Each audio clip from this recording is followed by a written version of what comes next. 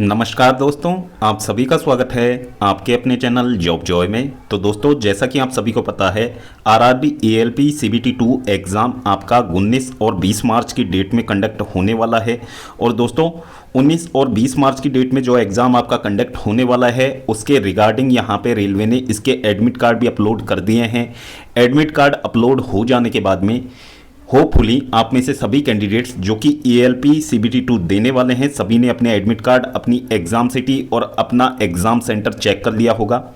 तो दोस्तों, इस वीडियो में हम बात करने वाले हैं कि आरआरबी एएलपी सीबीटी 2 का कट ऑफ कितना रह सकता है और अंतिम समय में आपको किन चीज़ों का यहाँ पे विशेष ध्यान रखना है, किस पार्ट पे आपको ज़्यादा फोकस करना है और कितना अपना एक टारगेट स्कोर रखें जो कि एएलपी सीबीटी 2 के लिए आपके लिए सेफ स्कोर हो सकता है। तो दोस्तों, पूरी जानकारी आपको इस वीडियो के माध्यम से मिलने वाली है, तो पूरी जानकारी के लिए वीडियो को बिल्कुल भी स्किप ना करें, वीडियो को अंत तक जरूर देखें। और अगर इससे पहले आप हमारे चैनल पर पहली बार विजिट कर रहे हो तो सभी सरकारी भर्तियों की लेटेस्ट और ऑथेंटिक अपडेट्स पाने के लिए चैनल को जरूर सब्सक्राइब करें, साथ ही बेल आइकन को भी प्रेस कर लें जिससे कि आने वाली वीडियोज़ की नोटिफिकेशन आपको समय पर मिलती रहे। तो दोस्तों, जैसा कि आप सभी को पता है, एएलपी सीबीटी 2 एग्जाम आपका होने वाला है, उसमें आपके मेनली 2 पार्ट्स होंगे। और दोस्तों, इस बार जो एएलपी सीबीटी 2 आपका हो रहा है, वहां पे जोन वाइज वो कंडक्ट करवाया जा रहा है, यानी कि आपका 2 दिन में एग्जाम भले ही कंडक्ट हो रहा है, लेकिन इस बार आपका नॉर्मलाइजेशन का कोई रोल वहां पे नहीं रहेगा। तो ये अपने आप में एक अच्छी चीज है, क्योंकि नॉर्मलाइजेशन में अनफेयर तरीके से कैंडिडेट्स को एडवांटेज दिया जा सकता है, जैसा कि एसएससी में अभी आपने देखा था। लेकिन दोस्तों, यहां पे रेलवे वालों के लिए एक बहुत बड़ी राहत की बात है कि आपके यहां पे किसी भी तरीके का कोई नॉर्मलाइजेशन नहीं होगा, यानी कि जो आपका मेरिट तैयार होगा वो आपके रॉ स्कोर के बेसिस पे तैयार होने वाला है। तो दोस्तों, यहां पे बात कर लेते हैं कि आपको अंतिम समय में किन चीजों पे ज्यादा फोकस करना है और कौन सी गलतियां आपको नहीं करनी है। तो दोस्तों, जैसा कि आप सभी को पता है, सीबीटी 2 का आपको पैटर्न पता होगा, जिसमें आपके 2 पार्ट होंगे। पार्ट ए में आपके 90 मिनट का समय होगा, 100 क्वेश्चंस आपको वहां पे देखने को मिलेंगे। और पार्ट बी में आपको 1 घंटे का समय मिलेगा और 75 क्वेश्चंस वहां पे देखने को मिलेंगे। और दोस्तों, दोनों ही पार्ट्स में 1/3 आपको नेगेटिव भी देखने को मिलेगी। अब दोस्तों, नेगेटिव मार्किंग 1/3 यहां पे देखने को मिलेगी। अब दोस्तों, पार्ट फर्स्ट का मिनिमम पासिंग मार्क्स आप देख लीजिए। यूआर और ईडब्ल्यूएस के लिए 40%, ओबीसी नॉन क्रीमिलेयर के लिए 30%, एससी के लिए 30% और एसटी के लिए 25%। दोस्तों, ये तो हो गया पार्ट ए का मिनिमम क्वालिफाइंग मार्क्स, इतने मार्क्स आपको लाने ही होंगे। फिर दोस्तों, यहां पे बात कर लेते हैं पार्ट बी की। तो दोस्तों, पार्ट बी में भले ही आप किसी भी कैटेगरी से बिलोंग करते हो, आपको मिनिमम क्वालिफाइंग मार्क्स में 35% मार्क्स आपको लाने ही पड़ेंगे। यानी कि 35% से यदि आप कम लाते हो तो दोस्तों आप डिस्क्वालीफाई हो जाओगे पूरी भर्ती से। यानी कि 35% मार्क्स, यानी कि 75 का आप 35% निकालोगे तो 27 के आसपास आपके नंबर बनते हैं। 27 के आसपास आप भले ही किसी भी कैटेगरी से बिलोंग करते हो, चाहे आप UR, EWS, OBC, SC, ST किसी भी कैटेगरी से हो, आपको इतने मार्क्स लाने ही होंगे।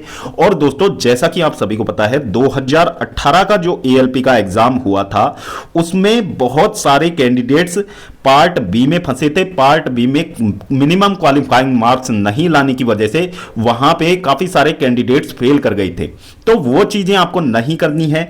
तो दोस्तों, पार्ट ए का आपने पैटर्न देख लिया होगा, आपको बखूबी पता होगा, आप इतने समय से तैयारी कर रहे हैं। तो दोस्तों, पार्ट ए में आपके वही सब्जेक्ट रहने हैं जो आप लगातार पढ़ रहे हो। मैथमेटिक्स हो गया, आपका रीजनिंग हो गया, बेसिक साइंस एंड इंजीनियरिंग हो गया। तो ये चीजें तो आप कंटिन्यूअस पढ़ रहे हो। तो दोस्तों, अब अंतिम समय में जितना भी आपके पास 1 से 2 से 3 दिन का समय आपके पास बचा हुआ है, उसमें आपको पार्ट ए पे ज्यादा फोकस नहीं करना है। जितना भी फोकस आपका रहना चाहिए पार्ट बी पे होना चाहिए, क्योंकि पार्ट बी आपका बहुत ही इंपॉर्टेंट रोल यहां पे प्ले करेगा। क्योंकि यदि आपने पार्ट बी क्वालिफाई नहीं किया तो आप टोटली यहां पे डिस्क्वालीफाई हो जाओगे। यानी कि 27 नंबर पे आपको अब अंतिम समय में फोकस करना है और जितनी बार हो सके आपने जो शॉर्ट नोट्स बनाए होंगे अपने लिए, उनको ज्यादा से ज्यादा बार आप रिवाइज कर लीजिए। और बिल्कुल इसमें कोई किसी भी तरीके की कोई लापरवाही आपको नहीं बरतनी है। अब दोस्तों, यहां पे यदि बात कर ली जाए तो कट ऑफ की यहां पे बात कर लेते हैं कि कट ऑफ कितना जा सकता है और यहां पे कितना सेफ स्कोर कैटेगरी वाइज हो सकता है। उन चीजों के बारे में हम बात करेंगे कि कितना सेफ स्कोर कैटेगरी वाइज यहां पे हो सकता है। तो दोस्तों जो आपकी मेरिट तैयार होगी वो आपके पार्ट 1 के मार्क्स के आधार पर तैयार होगी। पार्ट बी जो आपका है ओनली क्वालिफाइंग नेचर का है, यानी कि क्वालिफाई करना है ओनली पार्ट बी, और जो आपकी फाइनल मेरिट तैयार होगी वो पार्ट ए के बेसिस पे ही होने वाली है। तो दोस्तों इस बार की यदि बात करें तो इस बार आपके लिए कितना सेफ स्कोर हो सकता है कि पार्ट ए में आपको कितना स्कोर का यहां पे मिनिमम टारगेट रखना ही होगा अपने माइंड में, क्योंकि दोस्तों अभी पेपर के लेवल का पता नहीं है, लेकिन जैसा कि अभी तक के जो एग्जाम कंडक्ट हुए हैं उनमें जो पेपर का लेवल देखा गया है उसी के आधार पर हम आपको बता रहे हैं। बाकी मेंस का पेपर कैसा आएगा वो चीजें जब एग्जाम हो जाएगा उसके बाद में एक्चुअल में पता लग पाएंगी। लेकिन दोस्तों जो करंट अभी तक रेलवे का लेवल रहा है एग्जाम का, उसी के आधार पर हम आपको बताने जा रहे हैं कि मिनिमम कितना सेफ स्कोर आपका हो सकता है। तो दोस्तों यहां पे जो आपकी फाइनल मेरिट तैयार होगी वो किस तरीके से होती है। तो दोस्तों पार्ट जो आपका सीबीटी 2 में पार्ट ए आपका होने वाला है उसका तो आपको 70% वेटेज वहां पे काउंट किया जाएगा, और फिर दोस्तों आपका यहां पे जो साइको टेस्ट होगा उसका 30% वेटेज यहां पे काउंट किया जाएगा, तब जाके आपकी फाइनल मेरिट तैयार होती है। और दोस्तों सीबीएटी यानी कि जो आपका साइको टेस्ट है उसके लिए 8 गुना कैंडिडेट्स, यानी कि अभी 15 गुना कैंडिडेट्स हैं सीबीटी 2 के लिए। अब दोस्तों यहां से 8 गुना कैंडिडेट्स आपके सीबीएटी टेस्ट यानी कि आपके साइको टेस्ट के लिए क्वालिफाई किए जाने हैं। अब दोस्तों यहां पे बात कर लेते हैं कि आपके लिए कितना सेफ स्कोर हो सकता है, कैटेगरी वाइज हम बात कर लेते हैं। तो दोस्तों सबसे पहले यूआर कैटेगरी की बात कर लेते हैं, जो करंट में वैकेंसीज आपकी हैं और जो अभी तक का एग्जाम का लेवल देखने को मिला है उसके आधार पर हम बात करने वाले हैं। तो दोस्तों यूआर कैटेगरी के लिए 70 से 75 के बीच में यदि आपका स्कोर बनता है एग्जाम में, इतना आपको अपने माइंड में टारगेट स्कोर रखना है और ये आपके लिए बिल्कुल सेफ होने वाला है। यदि इतना स्कोर आप एग्जाम में बना लेते हैं तो आप अपने आप को सेफ मान सकते हैं। बाकी आपको अटेम्प्ट अपने अकॉर्डिंग करने हैं, पेपर का जो लेवल आएगा उसी तरीके से आपको अटेम्प्ट करना है। यदि पेपर का लेवल हार्ड आएगा तो दोस्तों ये यहां पे थोड़ा लो भी जा सकता है, और यदि पेपर का लेवल जैसा अभी तक देखने को मिल रहा है तो दोस्तों इतना तो आपका ज्यादा से ज्यादा हम आपको बता रहे हैं, इतना यदि आप स्कोर बना लेते हो तो दोस्तों फाइनल मेरिट में सेलेक्ट होने में आपको ज्यादा प्रॉब्लम नहीं आएगी। आपको ओनली साइको टेस्ट क्वालिफाई करना होगा, बाकी आप फाइनल मेरिट इजीली यहां पे क्लियर कर पाओगे। फिर दोस्तों ओबीसी कैटेगरी की यदि बात की जाए तो ओबीसी कैटेगरी में हम बात करें तो ओबीसी कैटेगरी के लिए 65 से 70 नंबर सीबीटी 2 में आपका सेफ स्कोर हो सकता है। 65 से 70 नंबर तक यदि आप स्कोर कर लेते हैं तो आपके बहुत ज्यादा चांसेस रहेंगे कि फाइनल मेरिट में आपका नाम आ जाए। इसके बाद में ईडब्ल्यूएस कैटेगरी की बात कर लेते हैं। ईडब्ल्यूएस कैटेगरी के लिए यदि हम सेफ स्कोर की बात करें, टारगेट स्कोर या फिर सेफ स्कोर जो भी आप चाहें बोल सकते हैं इसको, तो ओबीसी के लिए 60 से 65 नंबर आपके लिए बिल्कुल बहुत ही अच्छा टारगेट स्कोर रहेगा। यानी कि इतना स्कोर आप बना लेते हैं तो अपने आप को सेफ मान सकते हैं आप फाइनल मेरिट के लिए, और बहुत अच्छे चांसेस रहेंगे कि आपका फाइनल मेरिट में नाम आ जाए।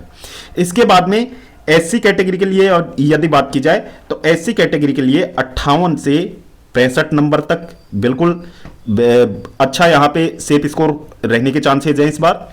इसके बाद में एसटी कैटेगरी की बात कर लेते हैं तो एसटी कैटेगरी के लिए 50 से 55 नंबर तक आपका टारगेट स्कोर इस बार रहना चाहिए। इतना आपका बिल्कुल आपके लिए फाइनल मेरिट में आने के लिए आपके लिए बिल्कुल सेफ स्कोर रहने वाला है इतना। और क्योंकि यहां पे बहुत सारे कैंडिडेट्स ऐसे भी होंगे जो पार्ट बी में यहां पे डिस्क्वालीफाई होने वाले हैं, यानी कि पार्ट बी में बहुत सारे ऐसे कैंडिडेट होंगे जिनके पेपर में अच्छे मार्क्स बनेंगे, जिनके पेपर में 70+ भी मार्क्स बन जाते हैं, लेकिन पार्ट बी में भी वो कैंडिडेट क्वालिफाई नहीं कर पाते हैं। तो इस वजह से भी उन सब चीज़ों को हमने ध्यान में रखते हुए ये आपके लिए बिल्कुल एक्सपेक्टेड टारगेट स्कोर इस बार का रहने वाला है, और इन चीज़ों का आपको विशेष रूप से ध्यान रखना है। और जितना भी समय आपके पास बचा हुआ है उसमें आपका ज़्यादा फोकस पार्ट बी की तरफ होना चाहिए। पार्ट ए तो आपने कंटिन्यूअस पढ़ा ही है, लेकिन अब पार्ट बी की तरफ आपका अंतिम समय में ज्यादा फोकस होना चाहिए, और बिल्कुल आपको किसी भी तरीके की कोई टेंशन नहीं लेनी है, बिल्कुल माइंड फ्री होकर आपको यह एग्जाम देना है। तो आप इजीली यहां पे फाइनल मेरिट में अपना स्थान बना लोगे। अब दोस्तों यहां पे बात कर लेते हैं कि पेपर का लेवल किस तरीके का हो सकता है। तो दोस्तों पेपर का लेवल बिल्कुल जैसा आपका CBT 1 का लेवल आया था उसी तरीके का आपका पेपर का लेवल होने वाला है।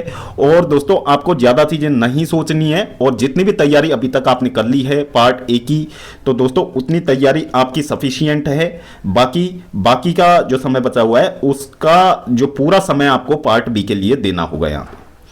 तो दोस्तों ये था आरआरबी एएलपी सीबीटी 2 के लिए एक्सपेक्टेड सेफ स्कोर का एक वीडियो और सेफ स्कोर आपके लिए, और आपको फाइनल टाइम पे किन चीज़ों का ध्यान रखना चाहिए वो चीज़ें हमने आपको इसमें बताने का प्रयास किया है। तो दोस्तों होपफुली आपको वीडियो पसंद आई होगी। वीडियो पसंद आई हो तो वीडियो को लाइक करें, अपने दोस्तों के साथ जरूर शेयर करें।